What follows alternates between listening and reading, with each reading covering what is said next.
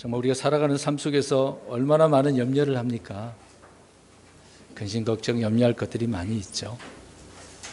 그래도 우리가 주님께 모든 것을 맡기고 참된 안식을 누리면서 살아가야 될 것입니다. 힘들지만 참고 인내를 해야 되겠죠. 오늘은 마태복음 12장에 있는 말씀입니다. 성령 모독죄에 대해서 말씀을 드리려고 하는데, 오늘은 좀 교리적인 것을 설명을 하고 또 오해하고 있는 것들, 그래서 우리가 바로 인식을 하면서 혹시 내가 뭔가 이런 문제에 있어서 좀 잘못한 부분이 있지 않는가, 성령님과의 그 관계를 또 오해를 하고 있지는 않는가, 그런 부분을 좀 살펴서 말씀을 드리려고 합니다. 이제 과거에 지금 들고 다니는 성경을 보면 이제 이렇게 보여드려야 되겠네요. 이렇게 뭉쳐놓으면 여기가 어떤 색입니까? 금색이잖아요. 혹시 과거에는 어떤 색인지 아십니까? 왜 그랬을까요? 왜 빨간색으로? 그렇죠. 예수님의 그 피를 말해주고 있는 겁니다. 그러니까 성경은 처음과 끝이 다 피에 대한 이야기입니다. 왜 그 피를 이야기하느냐라고 할 때 사람들의 죄를 말하는 것이죠.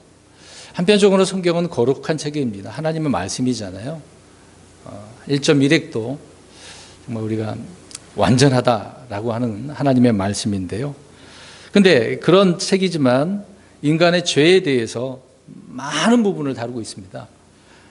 죄의 종류가 무엇인지 이따 성경 읽겠습니다만, 그런 죄의 종류, 그리고 죄에 대해서, 그러면 죄를 졌으니까 형벌이 무엇인가, 그리고 그에 따른 심판이 무엇인가. 그러려면 죄가 있으니까 심판을 받는다고 정해져 있으니 그것에서 구원받을 수 있는 죄의 문제를 해결할 수 있는 문제가 뭐가 있는가. 그래서 구속에 대한 문제, 속죄에 대한 문제를 다루고 있는 것이 성경입니다. 자, 이런 것들은 사람에 대해서, 인간에 대해서는 거의 죄밖에 기록된 내용들 이제 있다는 것을 우리가 성경을 통해서 알 수 있지 않겠습니까? 그러니까 성경은 많은 부분에 있어서 죄에 대해서 다루고 있다라고 하는 부분입니다. 창세기 3장에서 타락한 인간의 그 범죄가 요한계시록 19장까지 계속해서 반복되게 기록을 하고 말씀을 하고 있는 것입니다. 그 가운데 좀 특수한 경우가 있는데요. 여러 죄의 종류들이 있지만 그 가운데 흔히 우리가 알고 있는 신성모독죄, 특히 성령모독죄라고 하는 것이 있습니다. 이것은 주님께서 친히 이제 말씀하신 내용인데요. 근데 이 성령모독죄는 용서받지 못할 죄라고 이야기를 합니다. 용서받지 못할 죄. 혹시 용서받지 못할 죄가 있으신 분 있으십니까? 네, 성령 모독죄는 바로 그렇다라고 말씀을 해주고 있는 거죠. 그래서 이런 부분이 있어서 오늘날 신약 그리스도인들조차도 이 말씀을 제대로 이해하지 못해서 굉장히 두려워합니다. 이 부분에 대해서 분명한 지식이, 분명한 하나님 말씀을 이해하지 못한다라고 한다면 내가 만약 성령을 모독하는 죄를 지은 것이 아닐까, 그래서 두려워하며 사시는 분들이 있다는 것입니다. 그리고 두 번째로는 사도 요한을 통해서 말씀한 부분이 있는데요. 사망에 이르는 죄가 있대요. 용서받지 못할 죄가 바로 뭐라고요? 성령 모독죄인데 사망에 이르는 죄가 있다고 합니다. 사도 요한은 사망에 이르는 죄가 있고 또 사망에 이르지 않는 그런 죄가 있다라고 이제 말씀을 하고 있습니다. 이런 내용의 진리의 말씀들을 잘 이해하지 못하기 때문에 거기에서 오는 오해가 불분명하고 또 애매모호한 그런 기준과 정의의 이 문제로 인해서 말씀을 전하는 분들은 좀 굉장히 힘들죠. 또 성도들은 그 부분에 더 어렵고 괴로운 그런 부분이 있습니다. 여러분, 자유라고 할 때 그 자유는 어디에서 오게 될까요? 진정한 자유는 참된 진리를 통해서, 그 진리를 바로 알 때 내게 자유가 찾아오게 되어지는 겁니다. 그래서 우리는 이 어려운 주제를 통해서, 사실 알면 쉽거든요. 모르니까 굉장히 어렵고 두려운 것입니다. 그래서 성령에 관련된 이런 죄들에 대해서 분명하게 우리가 살펴보고 올바른 지식과 참된 자유를 얻으며 사는 저와 여러분들이 되어야 될 줄로 믿습니다. 오늘 우리가 읽은 마태복음 12장 31절, 32절. 예수님께서는 유대인들이 예수님께서 행하시는 표적을 이제 보게 되지 않습니까? 눈으로 보고 목격을 했어요. 또 그들이 그것을 보고서 예수 그리스도는 다윗의 자손이라고까지 사람들이 말들을 합니다. 그런데 그것을 눈으로 보았음에도 불구하고 인정을 하면서도 불구하고 고의적으로 그렇지 않다라고 이제 부인하면서 방해한다는 이야기입니다. 바리새인들이 그렇게 말을 했기 때문에 오늘 말씀을 예수님께서 그들을 향하여 해 주셨다라고 하는 것입니다. 그래서 신성 모독에 대한 죄를 이야기할 때 성령 모독죄, 또 사망에 이르는 죄와 사망에 이르지 않는 죄를 말씀하고 있는데, 이제 그들이 예수님께서 하신 그 행위를 통해서, 표적을 통해서 고의적으로 믿지 않은 그런 부분을 말하고 있었기 때문에 오늘 본문의 말씀을 그들에게 예수님께서 해 주시고 있다라고 하는 것입니다. 그러면 유대인들은 어떨까요? 표적을 봐야 돼요, 안 봐야 돼요? 모세를 통해서 또 대언자들을 통해서 항상 그들은 표적을 구하게 되지 않습니까?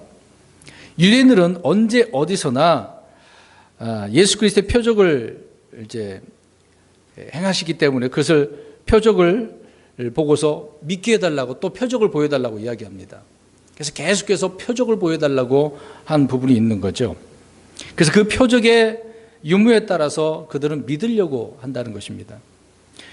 이것은 하나님께서 유대인들을 표적으로 주셨기 때문에 그들에게 권리를 주신 것이죠. 고린도전서 1장 21절에 그렇게 사도 바울도 인정을 하면서 말씀을 하고 있는 것입니다.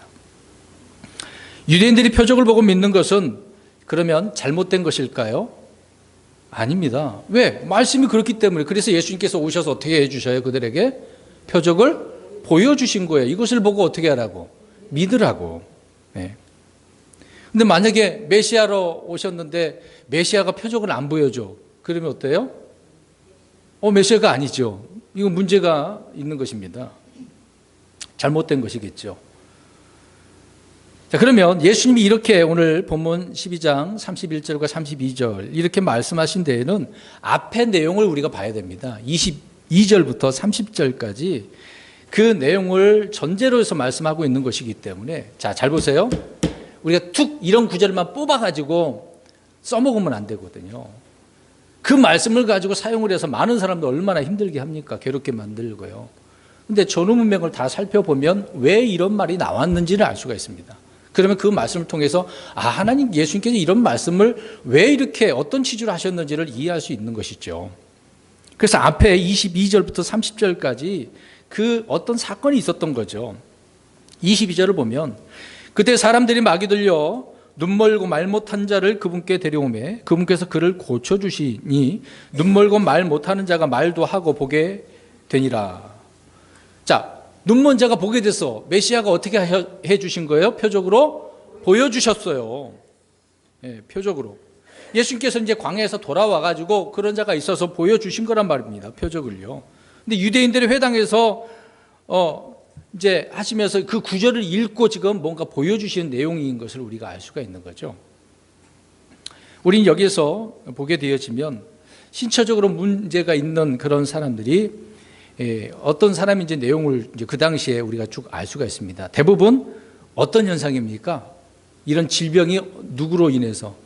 마귀들로. 그래서 마귀 들림의 현상임을 알 수가 있는 거죠. 근데 마귀는요, 정신적으로도 사람을 문제를 일으킵니다. 또 영적인 것뿐만 아니라 실제적으로 사람들의 눈과 또 귀를 멀게 하죠. 말을 못하게 하기도 하고요. 이런 문제를 우리가 창세기 3장부터 쭉 저 뱀은, 마귀는 온 인류를 이런 죄로 말미암아 포로 삼게 되어지지 않겠습니까? 그래서 죄의 노예로 그렇게 많은 인류는 짓밟히며 살아왔다는 것입니다. 당시 예수님은 이런 사람들을 그래서 찾아다니시면서 표적으로 그들을 어떻게 해주셔요? 보여주시고 고쳐주신다, 그 얘기입니다. 누가복음 4장 18절 19절에도 이런 말씀을 하고 있는데요. 주의 영께서 내게 임하셨으니 이는 그분께서 내게 기름을 부으사 가난한 자들에게 복음을 선포하시게 하게 하셨기 때문이라. 그분께서 나를 보내신 것은 마음이 상한 자를 고치며 포로된 자들에게 구출을, 눈먼 자들에게 다시 보게 함을 선포하고 상처 입은 자들을 자유롭게 하며 주의 받아주시는 해를 선포하게 하려 하심이라 하였더라. 일부러 이렇게 다니시면서 이렇게 하셨다, 그 얘기입니다. 그래서 예수님은 유대인들 또 그 백성들과 바리새인들이 보는 앞에서 자신이 이렇게 나는 메시아다라는 것을 당당하게 표적으로 보여주시고 확증해 주셨다는 것입니다. 그런데 이것을 본 백성들의 반응이 어떨까요? 마태복음 오늘 12장 31절을 보았지만 위로 올라가서 23절을 보십시오. 사람들이 어떻게 해요? 놀라면서 뭐라고 인정을 합니까? 다윗의 자손이라고. 그러면 이것을 보며 정상적인 어떤 이성과 지각을 가진 사람이라고 한다면 이것을 보고서 예수님을 어떻게 해야 돼요? 믿어야 되는 거잖아요. 그게 정상적인 거예요. 그렇게 정확하게 눈으로 보면서 고백을 해야 마땅한 것인데 오늘 이 바리새인들은 어떻게 한다고요? 고의로 안 믿는다고요.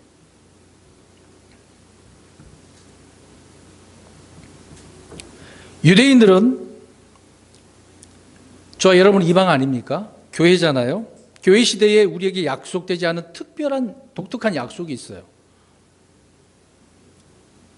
지금까지 말씀드린 것 중에서 보면 그들은 어떻게 믿어야 되는 거예요? 보고 믿어야 되는 거예요. 그럼 저와 여러분은요? 어떻게 믿어야 돼요? 안 보고요? 말씀을 듣고 믿어야 돼요, 우리는요. 그게 다른 거예요. 그래서 선포자가 있어서 그것을 듣고 우리는 믿게 되는 것이죠. 근데 유대인들은 보고 믿어야 돼요. 좀 달라요. 좀 몇 가지 넘어갔던 부분인데. 그래서 유대인들과 그리스도의 차이는 약속이 다른 거예요. 이런 약속이. 보고 믿느냐, 듣고 믿느냐 라고 할 때 그들은 보고 믿어야 된다라고 하는 것입니다. 자, 그런데 이들이 믿음을 갖지 못하도록 누가 자꾸 방해를 해요? 사람들이 이것을 보고 믿으려고 하는데 이것을 믿지 못하도록 방해하는 방해꾼들이 있어. 누굽니까? 바리새인들, 종교 지도자들이라고 하는 그중에 이 바리새인들이 방해를 한단 말이에요. 사두개인들 뿐만 아니라.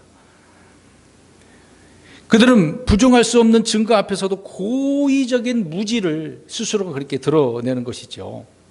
그들은 사건을 보고 나서 판단하는 것이 아니라 이미 마음으로 작정해서 판단한 것이죠. 안 믿기로 해버린 거예요. 안 믿어. 보여줘도 안 믿어. 이런 식이라는 얘기예요. 그러니까 우리 예수님께서 무엇을 해도 표적을 보여주어도 믿지 않기로 작정을 했을 뿐만 아니라 사역을 무조건 누구의 사역이라고 그러는 거예요? 이렇게 한 일을 누가 했다? 바알, 마귀가 한 일이다. 마귀의 사역이다라고 몰아붙였다는 이야기죠. 바리새인들이. 자, 이런 일들을 했어요. 그러면 자기들만 그러면 잘못해갖고 지옥 가면 되지 않습니까? 그런데 많은 사람들을 어떻게 해요? 못 들어가도록 방해를 한다는 것이 이제 그런 결과가 나오게 되어지는 것이죠. 마태복음 12장 24절을 한번 우리 같이 읽겠습니다. 시작. 바리새인들은 그것을 듣고 이르되 이자가 마귀들의 통치자 바알세불을 힘입지 않고서는 마귀들을 내쫓지 못하느니라 하거늘. 마귀를 통해서 이 일을 한 것이니까 마귀의 사역이라고 지금 몰아붙이고 있는 거죠. 성경에 말씀하고 있는 그런 증언들, 또 그것을 눈으로 직접 보고 깨달은 자들이 증언하는 그 증언들의 증언, 눈앞에서 보고 있는 그런 증거들을 모조리 그들은 다 그냥 부인해버리는 거죠. 예수 그리스도를 마귀라고 하고 있는 것이고 또 마귀들의 통치자 바알세부에 힘을 입어서 그렇게 했다라고 비난을 하고 있는 것입니다. 그러니까 예수 그리스도가 졸지에 누가 된 거예요? 마귀가 된 거예요. 우리 하나님은 그들이 뭐라고 불렀다고 그랬어요? 통치자가 누구예요?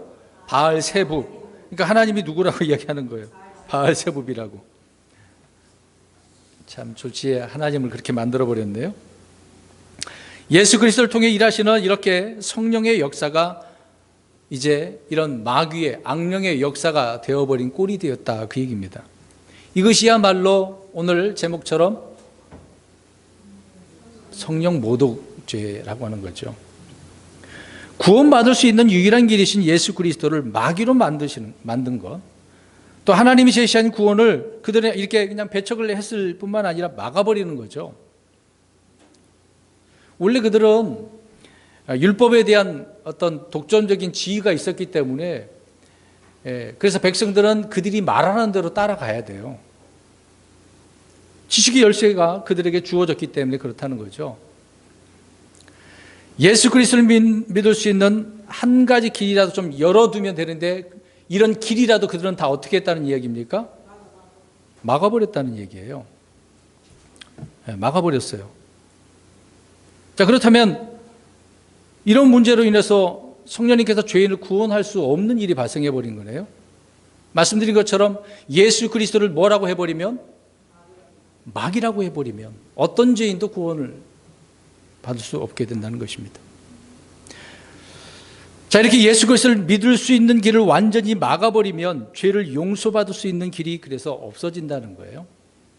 성령님께서 죄인들을 구원할 수 있는 한 가지 방법이 있어요. 한 가지 방법. 무엇이 있을까요? 성령님께서 할 수 있는 일.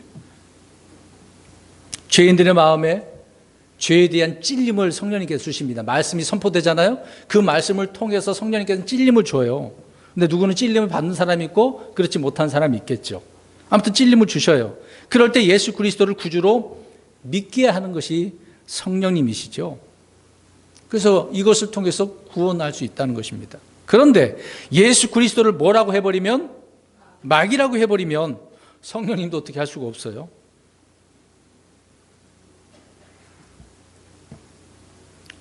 어렵네요.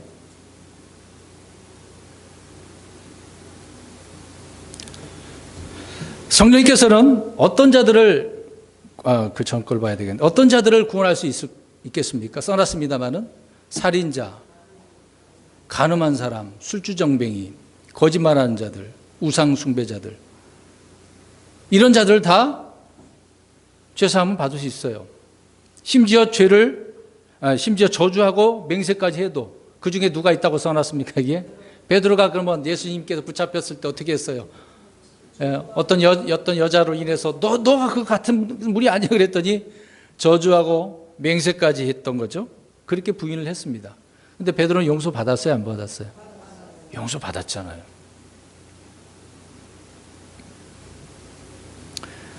이는 십자가의 복음을 통해서 그 사람이 죄사함을 받을 수 있기 때문에 그렇습니다. 하지만 성령님이 절대 구원할 수 없는 사람, 아까도 말씀드린 것처럼 예수님을 어떻게 해버리면? 막이라고 해버리면 용서받을 수 없죠. 그래서 예수님은 성령님을 통해 성령 기록된 표적을 행하는 것을 보고 믿지 않을 뿐만 아니라 믿는 자들의 믿음까지 이렇게 송두리째 엎어버리고, 또 예수 그리스도를 비롯한 이렇게 삼위일체 하나님을 완전히 마귀로 몰아버린 이런 바리새인들을 향하여 오늘 마태복음 12장 31절 32절에 그들에게 지금 바리새인들에게 하고 있다는 것입니다. 그래서 분명히 주님께서 말씀하셨는데요. 사람들의 온갖 죄는 용서받을 수 있어요, 없어요? 있어요. 온갖 죄는 다 용서받을 수 있어요. 근데 어떤 사람은 나는 뭐 때문에 못 가요? 나는 구원 못 받을 것 같아요. 그런 말 하는 사람 있잖아요. 그런 사람들에게 이야기하세요. 어떤 죄든 다 용서받을 수 있다고요. 심지어 신성모독, 하나님 욕한 사람 많잖아요. 이것도 용서받을 수 있습니다. 예수 그리스도를 믿기만 하면 용서받지 못할 죄가 없다라고 말씀하고 있습니다. 그러나 한 가지, 성령님을 대적하여 모독한 것은 용서받지 못한대요. 이제 큰일 났네요. 이제 여기까지 듣고 판단해버리면 이제 문제가 생깁니다. 끝까지 들으셔야 돼요. 자, 그러면 설교 시간에 죄송한 이야기 좀. 성령 모독하신 적 있으십니까? 감사하네요. 근데 이것을 아셔야 돼요. 오늘 본문을 제가 강조하는 것은 지금 이 말씀을 누구에게 지금 하고 싶다고요? 언제적 일이에요? 2000년 전에. 지금 얘기하신 게 아니었던 거예요. 아주 오래전에, 2000년 전에 이 땅에 예수님께 오셨을 때 이렇게 하나님 앞에 이런 악한 자들을 향하여 말씀을 하셨던 것이죠.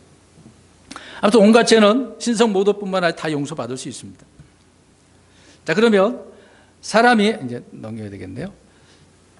사람이 그러면 어떻게 하면 성령님을 모독하게 될 수 있는가? 이 세 가지 한번 보겠습니다. 읽어보겠습니다. 시작.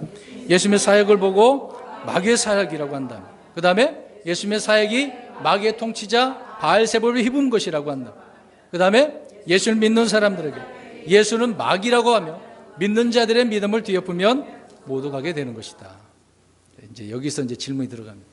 자, 이 세 가지가 있는데 세 가지 중에 한 가지라도 있으십니까? 아무튼 이 세 가지가 충족되어지면 성령을 모독하고 대적하는 죄를 범하게 됩니다. 근데 저와 여러분 가운데 이런 죄를 이렇게 이 첫 번째 거 보면 예수님께서 사역하신 것을 눈으로 보셨어요? 못 봤잖아요. 보고서 이건 마귀의 사역이라고 하신 분이 있냐 이 말입니다. 없다는 이야기죠.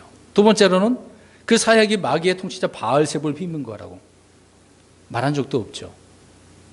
또 믿는 사람들에게 야, 이 마귀라고, 예수님은 마귀라고 그런 적도 없잖아요. 그러니까 저와 여러분들에게 해당되는 겁니까? 안 된다는 거예요. 그러니까 왜 예수님께 지금 이 말씀 하고 있는지를 이해하면 어렵지는 않습니다. 사도 바울을 볼까요? 예수 그리스도를 믿는 사람들을 어떻게 했어요? 그렇죠. 금방 제가 읽었던 거고요. 바울은 예수 그리스도 믿는 사람을 얼마나 핍박하고 잡아가두고 심지어 죽이기까지 했겠습니까? 그런데 사도 바울은 용서 받았어요, 안 받았어요? 받았잖아요. 예를 들어서 어떤 사람이 이제 우리가 이제 이런 것을 부정하죠. 은사주의 이제 교회 어떤 그 장소에 갔단 말이에요. 근데 거기에서 뭐 방언이나 신유나 어떤 축사를 마귀 쫓아내는 그런 일을 한단 말입니다. 그것을 보고서 우리 여기 계신 분들이 아유 저 마귀 사역이야. 실제 우리는 사실이지만 마귀 사역이지만 우리가 그렇게 얘기했어요. 근데 은사주의자들은 그것이 어떤 사역이라고 그래요? 성령의 사역이라고 이야기하죠. 그럼 그들이 우리가 그렇게 말을 하면 뭐라고 이야기합니까? 무슨 죄를 지었다 그래요? 성령 회방죄, 흔히 성령을 대적하는 모독죄라고 이야기를 하는 거잖아요. 그렇게 외칩니다. 그러니까 그들의 주장에 따라 저와 여러분들은 큰 죄를 지은 거예요. 우리 용서 못 받아요. 큰일 나요. 그렇죠? 어떻습니까? 우리 이제 다 구원 못 받은 거예요? 뭐 심지어 그렇게 하더라도 용서받지 못할 죄는 없어요. 다 용서받을 수 있다니까요. 우리는 예수 그리스도를 부인한 적이 없잖아요. 지금 인정하고 있지 않습니까? 신약 시대의 어떤 성도도 성령님을 대적해서 모독한 죄를 짐으로 이 세상에서나 오는 세상에서 용서받지 못할 사람은 없습니다. 다 용서받을 수 있어요. 걱정하지 마시라고요. 다만 한 가지 주의할 점은 자, 이런 말씀을요 이단들에게 적용하면 안 돼요. 왜 그런지 아십니까? 이단들은요 결코 구원받을 수 없는 교리를 가지고 있어요. 우리가 예수 그리스도를 하나님으로 하나님 아들로서 우리는 믿지 않습니까? 근데 이것을 부인하는 교파가 있지 않습니까? 여호와 증인들. 또 그 예수님을 그냥 안식교 같은 경우에는 천사장이라고 이야기하는 부분도 있습니다. 또 이슬람교에서는 선지자로 보고 있습니다. 그런 자들은 구원받을 수 있습니까? 없습니까? 없습니다. 예수님을 인정을 안 하잖아요. 안 믿을 뿐더러 예수님을 하나님으로 하나님의 아들로 믿지 않는다는 겁니다. 그래서 그들의 교리는 구원받을 수 있다 없다? 없다는 것입니다. 제가 용서받지 못할 죄는 없다라고 하니까 이들에게는 적용할 수가 있다는 거예요, 없다는 거예요? 네, 없어요. 안 된다는 이야기입니다. 그들의 교리가 그렇게 돼 있기 때문에 그래요. 네. 그러면 아직 죽기 전이니까 지금 회개하고 예수님 믿으면 어때요? 구원 받을 수 있어요. 지금 이단들도 회개를 하고 돌아오면 돼요. 믿으면 돼요. 근데 그것이 안 되고 자기들이 교리가 맞다고 한다면 구원을 못 받는 거예요.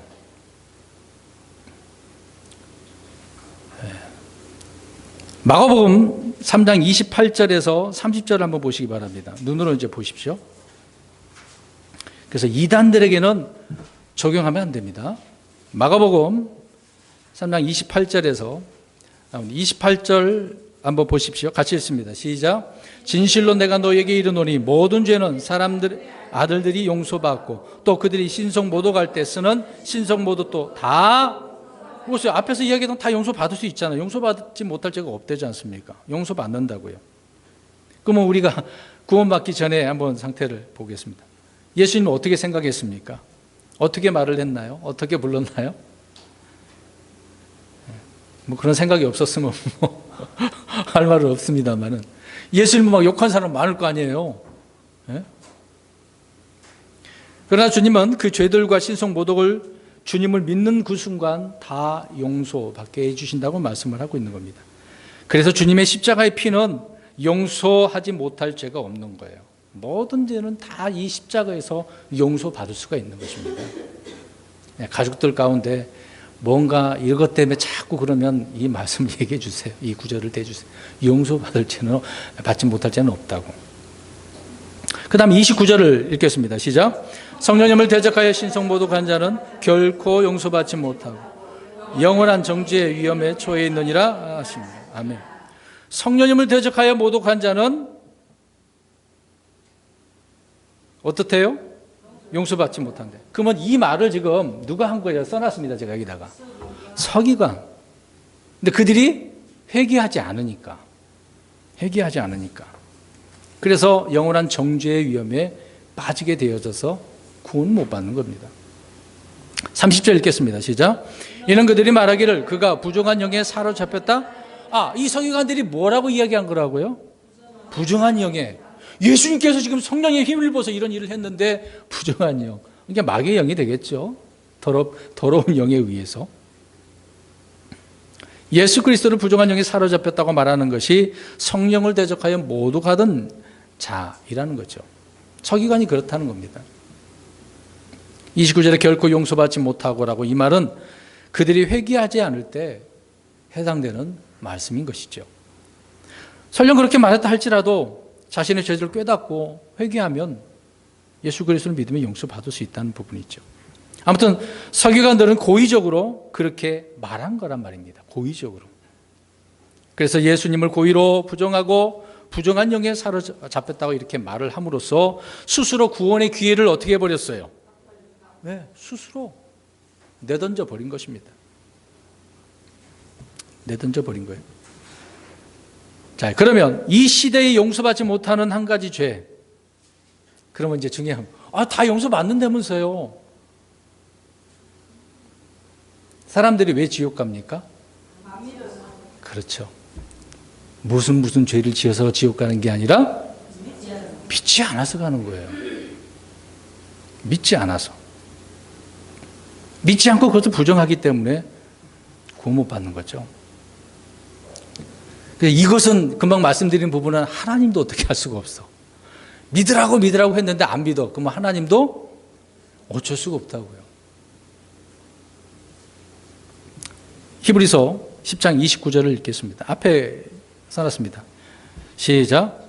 하물며 하나님의 아들을 발로 밟고 자기를 거룩히 구별한 언약의 피를 거룩하지 아니한 것으로 여기며 은혜의 영께 무례히 행한 자가 당연히 받을 것으로 생각되는 형벌은 얼마나 더 극심하겠느냐. 너희는 생각해보라. 아멘. 생각해보래요. 자, 잘 이해하고 들으시기 바랍니다. 이 구절은 구원받은 성도들에게 그러면 적용할 수 있을까요? 구원받은 자들에게 적용하는 것은 아닙니다. 그 이유는 구원받은 그리스도인들은 예수 그리스도를 짓밟나요? 안 밟잖아요. 우리는 예수 그리스도를 우리의 구주로 영접했기 때문에 구원받은 자들은 언약의 피를 보혈로 생각하면서 귀하게 여기기 때문에 저와 여러분들에게는, 신약 그리스도인들에게는 해당 사항이 없는 거죠. 주를 믿는 자들에게는. 은혜의 영이신 성령님을 성령 충만을 우리는 늘 간구하고 있지 않습니까? 충만케 해달라고. 성령은 달라고 기도하는 게 아니라 충만케 해달라고 기도하잖아요. 이것을 영적으로 적용해서 구원받은 성도가 육신적으로 살 때 우리는 경고용으로 우리가 생각을 해야 됩니다. 경고. 그래서 우리 그리스도인들은 이미 죄에 대한 심판을 주님께서 해결해 놓으셨기 때문에 육신의 삶, 구원받고 나서 살아가는 육신의 삶 가운데 잘못하면 주님께서 경고를 하셔요. 경고. 징계를 하신단 말입니다. 징계예요. 주님은 구원받은 자가, 구원받은 그 자기 자녀가 타락할 때 그래서 어떻게 하신다고요? 징계를 합니다. 성경도 안 보고 기도 생활도 안 하고 예배도 참석도 안 하고 그냥 먹고 사는데 내가 하고 싶은 대로 그렇게 살면 구원받은 자가 그렇게 한다면 어떻게 하신다고요? 징계를 해요. 어떤 징계를 내릴까요? 우리 대답해 보시기 바랍니다. 꾸짖으셔요? 힘들게, 삶을 힘들게 하시고 또 마음 무겁고 또 괴롭고 또 그것밖에 없나요? 또 병들고 죽을 수도 있는 거죠. 정말 가혹할 수도 있습니다. 우리 성도님들은 우리 자녀들이 잘못하면 내버려 두나요? 잘했다가 칭찬해 주나요? 잘못하면? 징계를 하잖아요. 매를 들든지 호되게 뭐를 말로 혼내든지. 근데 그때는 가혹할 수밖에 없습니다. 내 자식이니까. 근데 말씀드리고자 하는 것은 뭐냐면 우리가 이제 이런 부분을 징계로 영적으로 지금 말씀을 하고 있는데 이걸 적용을 잘 해야 됩니다. 근데 형벌이라는 단어를 뭘로 바꾸면 안 될까요? 지옥 간다고 그러면 안 돼요. 너 징계받고 있는 거야 그래야 되는데 너 지옥 가는 거야 그 얘기해버리면 안 된다 그 얘기입니다. 그러니까 이 구절의 정확한 문자적인 적용은 유대인들에게 지금 하고 있는 말씀인 거거든요. 그래서 히브리서 저번에 말씀드리지 않았습니까? 자, 우리 10장 28절 가서 볼까요? 마태복음 10장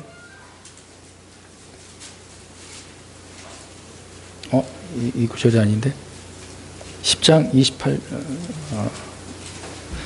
제가 읽겠습니다. 모세의 율법을 멸시한 자도 두세 증인으로 인해 궁유를 얻지 못하고 죽었거늘. 자, 모세의 율법은 이방인들과는 상관이 없습니다. 오늘날 신약교회 성도들하고는 이 율법은 상관이 없는 거죠. 그래서 우리 영적으로 적용할 수는 있어도 그 율법 그대로 우리에게는 적용할 수가 없는 것입니다. 그러니까 모세의 율법은 오직 누구에게 해당된다고요? 유대인들에게만. 그래서 그들은 그 율법을 준수해야 되고 법에 따라 심판을 받는 거죠. 그래서 바울은 히브리서 10장인데 동족 유대인들에게 모세의 율법을 계속해서 이렇게 상기시켜 주는 거예요. 야, 율법은 이런 문제잖아. 그러니까 더 나은 예수님을 믿어야 돼. 그거를 알려주고 있었던 거죠. 더 나은 위대한 법이 무엇인지, 더 나은 언약이 무엇인지를 그들에게 지금 알려주고 있는 것이 히브리서거든요.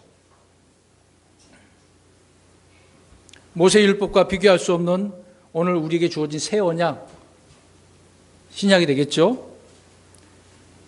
이 법을 수많은 증인이 증언하였음에도 불구하고 멸시하면 어떻게 되느냐 그 말입니다. 당연히 영원한 지옥의 형벌에 떨어질 수밖에 없겠죠.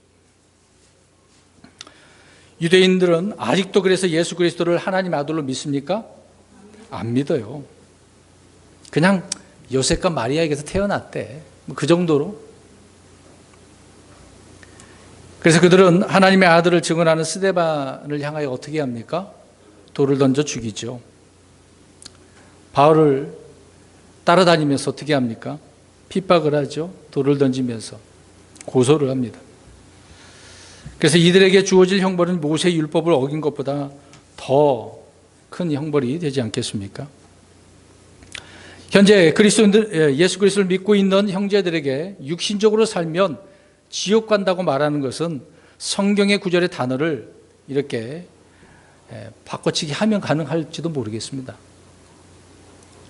그리스도인들이 계속해서 죄 가운데 거하게 되어지면 그래서 하나님은 징계라고 하는 것을 주시는데 병에 걸릴 수 있는 거예요. 또 어려움에 처할 수 있는 것입니다. 심지어는 그 사람의 생명을 취할 수 있는 거예요. 그래서 고린도 교회에 이 문제가 있었던 것이죠. 그러나 지옥에 가요 안 가요? 그리스도를 믿는 사람들은 이런 죄를 져도 대답을 왜 잘 못합니까? 구원 받았는데 그러면 또 잘못했으니까 또 지옥 간단 교리가 되잖아요. 가지 않습니다.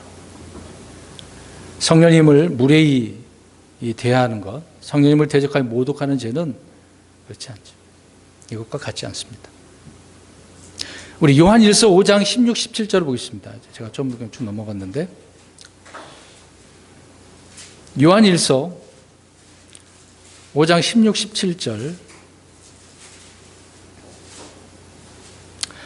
그러면 사망에 이르는 죄를 보겠습니다. 자, 모든 죄는 다 용서받는다고 말씀드렸어요.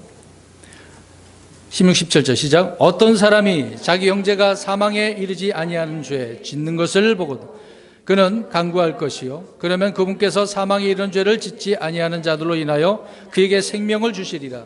사망에 이르는 죄가 있는데 나는 그가 그것으로 인해 기도하라고 말하지 아니하노라. 모든 무리가 죄로 돼 사망에 이르지 아니하는 죄가 있느니라. 자, 사망에 이르는 않는 죄가 있는데 또 이르는 죄가 있다고 말씀을 하고 있네요. 근데 사망에 이르는 죄를 졌어. 그러면 어떻게 하지 않겠다라고 바울이 이야기합니까? 저기 사도 요한이 이야기합니까? 기도? 그러니까 그 말은 기도 안 하겠다는 이야기예요. 하나님, 저 사람 사망에 이르는 죄를 졌는데 하나님 살려주세요. 그런 기도를 안 하겠다 그 말이에요. 잘 이해하셔야 됩니다. 자, 그럼 제가 왜 이런 이야기를 하는지 이해를 하셔야 돼요. 오늘날 그리스도인들이 주님을 믿긴 하지만 주님 앞에 이런 죄들을 졌어요. 근데 보니까 사망에 이르는 죄야. 죽어 마땅한 죄야. 그런 사람 같아. 그럼 어떻게 한다고요? 여러분, 이거 굉장히 심각한 문제거든요. 성경에 있는 사람들은 성경에 있는 단어를 바꾸지 말라고 아까 말씀드리지 않았습니까? 자, 사망이라는 단어를 지옥으로 바꾸면 안 되는데 사망은 지옥도 아니고 구원의 상실도 아닙니다. 사망은 어디까지나 그냥 사망, 죽음이에요. 죽음. 사망에 이른다 그러니까 죽는다 그러니까 뭘로 바꾸지 말라고요? 그 말 하지 말라는 얘기. 그냥 죽는다고요. 징계를 받아서 죽는다 그 얘기입니다. 얼마나 큰 죄를 졌길. 이미 그 부분에 대해서는 넌 죽어야 돼. 죽어서 지옥 간다는 말이 아니라 지금 살아가는 육체가 죽는다 그 얘기를 한다는 얘기예요.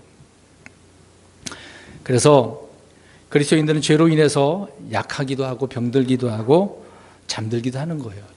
죽기도 한다 그 얘기입니다. 로마서 8장 13절 우리 금방 해놨는데 읽겠습니다. 맨 위에 시작. 너희가 육신을 따라 살면 죽을 것이려되 성령을 통해 몸의 행실을 죽이면 그냥 이 육신이 살고 죽는 그 얘기를 하고 있는 거예요. 육신을 따라 살면 어떻게 된다고요? 죽는다고요. 지옥 간다 그랬어요? 그 말이 아니란 말이죠. 그리스도인이 육신 따라 살면 죽는다고요. 말 그대로 육신이 죽는다는 얘기입니다. 죄의 결과는 첫 번째로 영적인 죽음이고 둘째는 육신의 죽음이 되는 거죠. 그래서 우리 몸은 언젠가는 죽긴 죽어요. 늦게 나이 들어서 죽을 수도 있고 일찍 죽을 수도 있습니다. 근데 이것들은 다 무슨 결과예요? 죄의 결과인 거죠. 근데 문제는 그리스도를 믿는 형제들이에요. 믿는 형제들. 우리는 형제들이 죄를 지을 때 어떻게 합니까? 아무튼 사망에 있는 죄가 아니고 하여튼 죄를 지었어. 그럼 어떻게 해요? 하나님, 주님 도와주세요. 좀 회개하고 주님의 말씀으로 돌아오게 해주세요. 그런 기도를 하잖아요.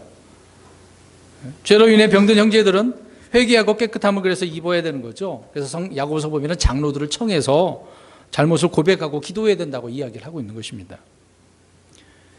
그러나 어떤 죄는 이런 과정이 필요하지 않아요. 왜? 사망에 이르는 죄를 지었을 때, 그럴 때는 우리가 그 형제를 위해서 기도할 수 있다 없다? 없다는 겁니다. 고린도전서 5장 5절을 읽겠습니다. 고린도전서 5장 5절.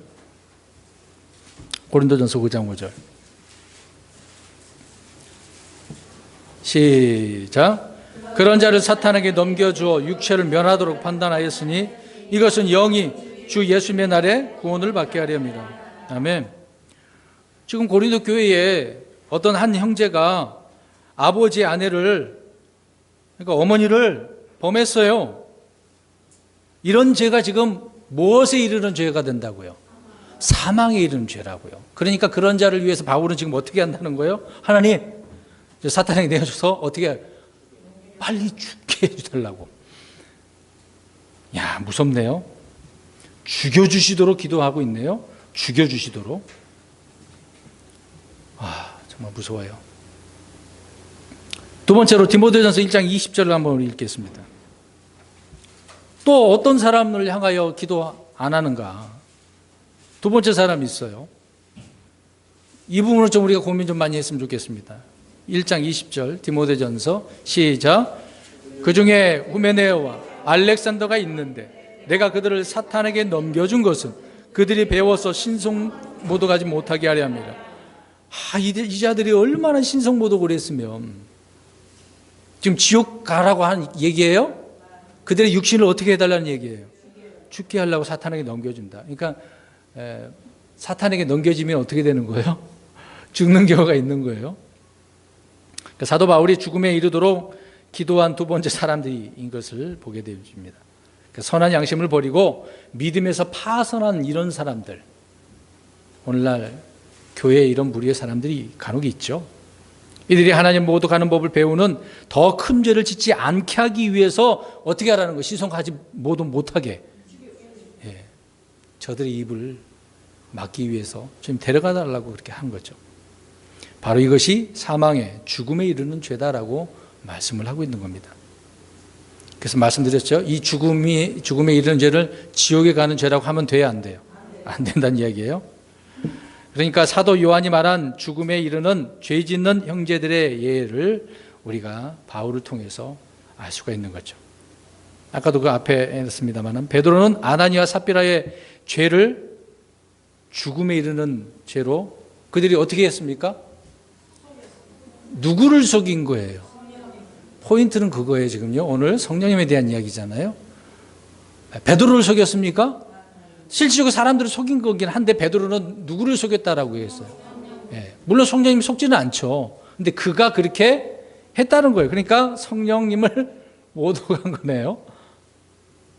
믿는 자이긴 하는데 그를 어떻게 한 거예요? 육신을, 그 부부를 죽인 거죠. 성령을 속였기 때문에 그렇습니다. 그래서 이런 징계를 받는 거예요. 이런 징계를. 어떤 사람이 실상은 남 모르게 은밀한 죄를 짓고 있으면서 형제들에게는 난 정말 신실한 사람으로 드러나는 사람 있을 거예요. 감추는 사람 있잖아요. 위선적인 사람 있지 않습니까? 바로 누구예요? 금방 말씀드렸던 아나니아와 삽비라가 그런 사람이거든요. 혹시 저와 여러분 그런 사람 아닙니까?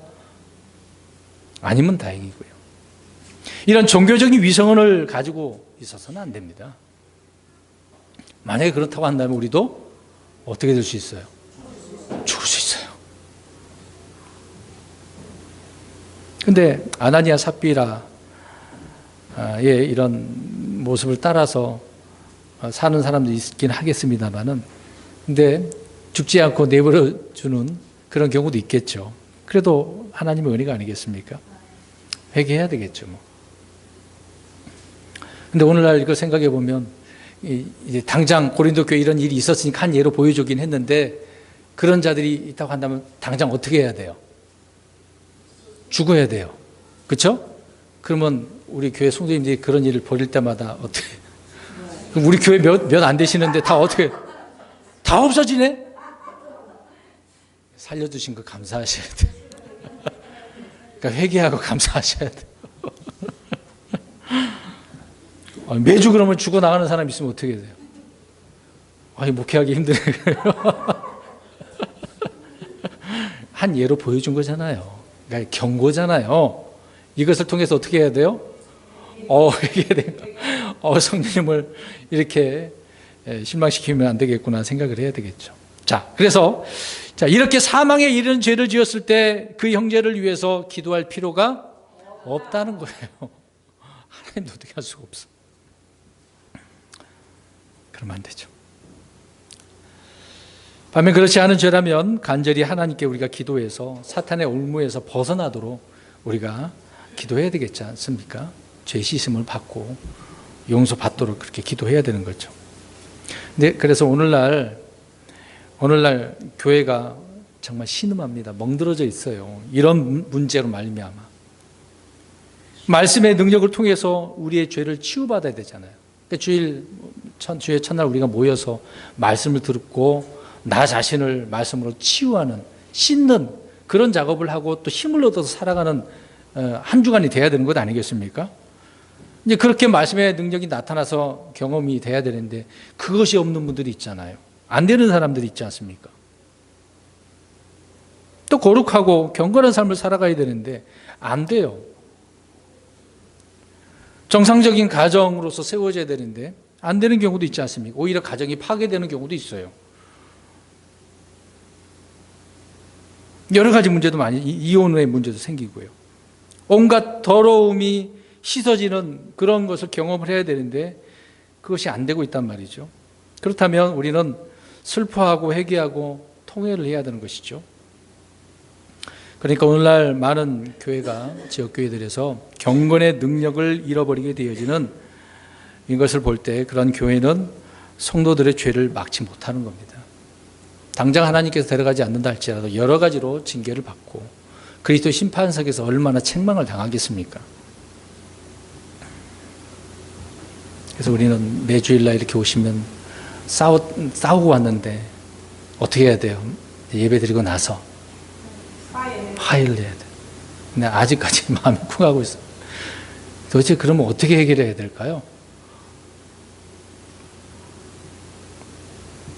삐딱하던 자녀가 이제 어떤 자녀로 돼야 되겠습니까?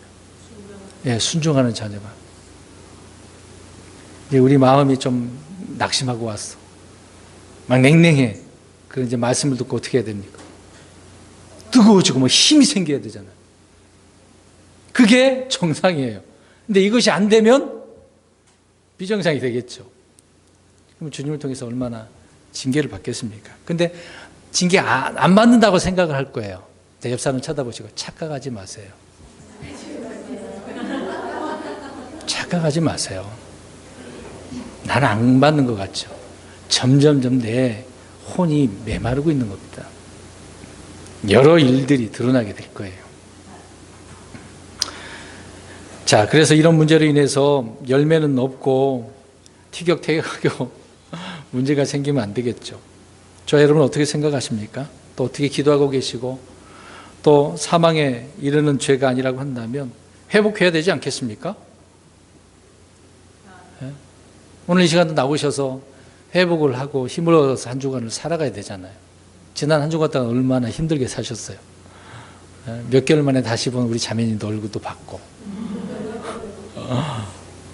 얼마나 감사합니까? 근데 이제 돌아갔는데 더 힘들면 이걸 어떻게 해요? 치유받아야 되는데 치유도 못 받고 말씀에 물론 씻김도 받아야 되는데 씻김도 받지 못하고 오늘 몇 가지 죄를 살펴봤네요. 사망에 이르는 죄, 이르지 않는 죄, 성령 모독죄. 물론 다 심각한 죄들입니다. 종류와 성격이 좀 다르긴 하죠. 그런데 아무렇게나 적용해서는 안 되기 때문에 굉장히 조심스럽습니다. 그러니까 알면 이제 괜찮은데요. 이거 아직도 이렇게 오늘 말씀을 들으면서도 애매모호하다고 생각해 버리면 이게 힘든 것입니다. 정확하게 우리가 이해를 하고 있어야 되는 거겠죠.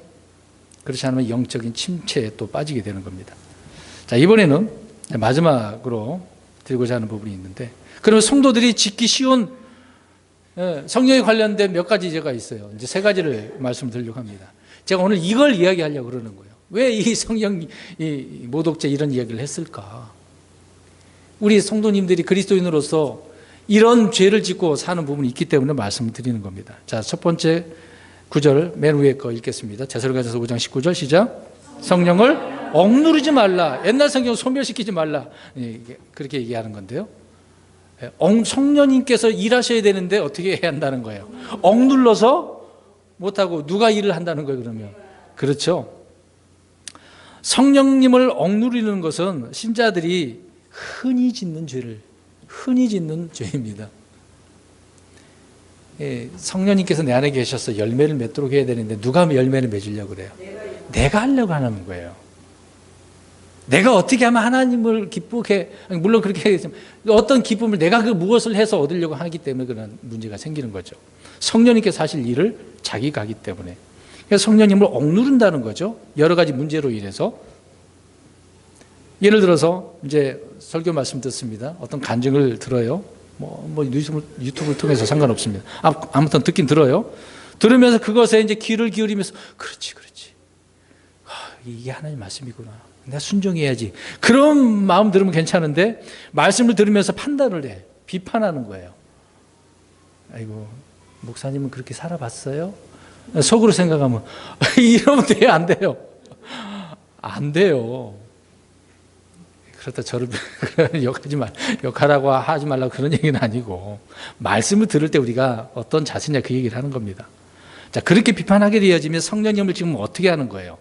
억누르면서 활동하지 못하게 하는 거예요. 왜? 그 말씀을 듣고 내가 깨달았었는데 그 말씀을 통해서 열매를 맺게 해야 하는 건데 이렇게 비판하고 판단하고 이렇게 자꾸 자로 재면 안 된다 그 얘기입니다. 내 영 안에서 호소하는 성령님의 음성에 우리가 귀를 기울이지 않고 죄를 짓게 되어지면 성령님은 활동하지 않으신다는 거예요. 일을 안 한단 말입니다. 충만한 상태가 안 된다 그 얘기예요. 잠언 20장 27절을 보면은요, 성령님은 영은 내 영을 밝히는 불이래요, 불. 그러니까 우리 성령님이 제일 안쪽에 계시잖아요. 그 다음에 우리 영이 있고 혼이 있고 육체 몸이 있는 거잖아요.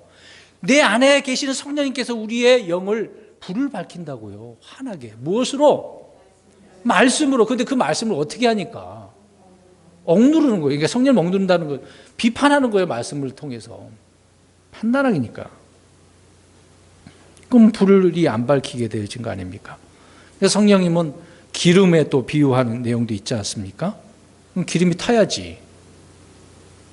주님의 영은 나의 영에 빛을 공급하는 에너지잖아요. 그러니까 죄를 짓거나 불순종하게 되어지면 성령님은 그 빛을 발할 수 있는 힘을 공급해 주를 않는 거예요. 성령님은 잃어버리지 않지만 공급을 안 해준다는 이야기예요. 말씀의 빛을 우리가 못 받으니까. 우리는 얼마나 이런 잘못된 부분이 있습니까? 그러니까 말씀을 분명 기록된 말씀 말씀하고 있는데 안 믿어져. 어떻게 믿어 이걸 어떻게. 이렇게 해버리면 이거 역사가 안 일어나는 거죠. 여러분 늘 성령님 안에서 우리가 산다라고 하는데 이렇게 성령님 혹시 억누르고 계시지는 않습니까? 이제 이런 문제로 내가 성령 모독한 죄 아니야? 지금 그 얘기예요? 그 얘기는 아니잖아요. 지금 이미 그 앞에 건 다 얘기했고 우리는 성령님을 억눌러서는 안 돼요. 일하시도록 내 것을 다 내려놓고 성령님 일해 주세요.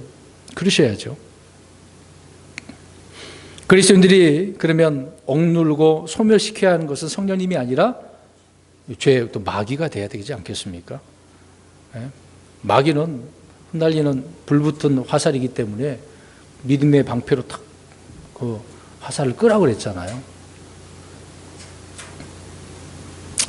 에베소서 6장 16절에 모든 것 위에 믿음의 방패를 취하여 그것으로 너희가 능히 그 사악한 자의 모든 불화살을 끄며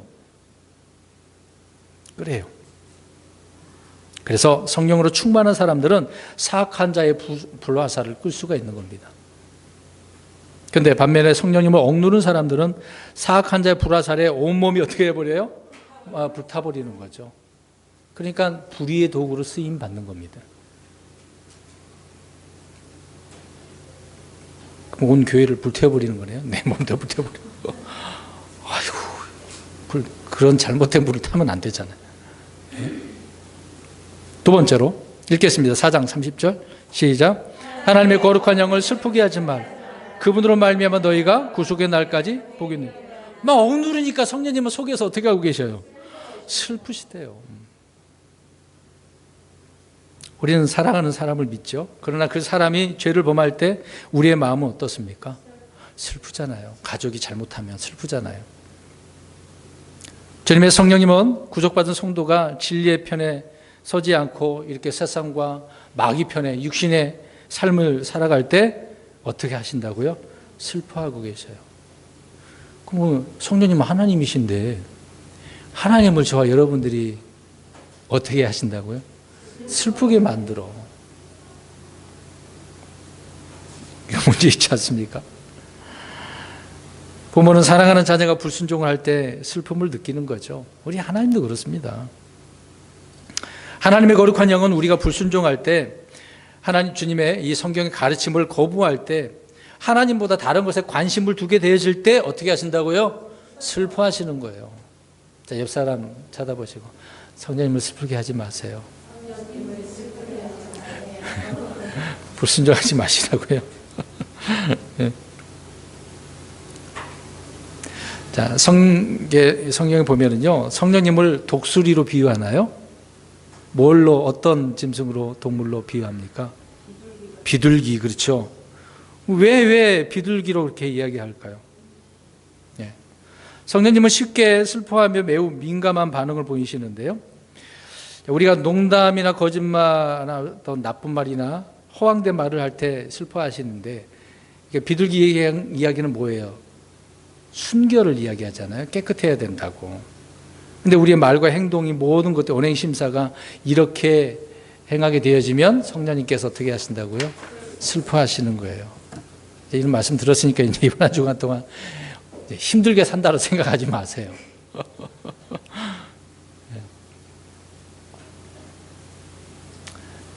아이가 부모를 기쁘게 해줄 수 있는 가장 좋은 방법이 무엇입니까? 부모의 말에 순종할 때. 그러니까 100이면 100 부모에게 다 물어보세요.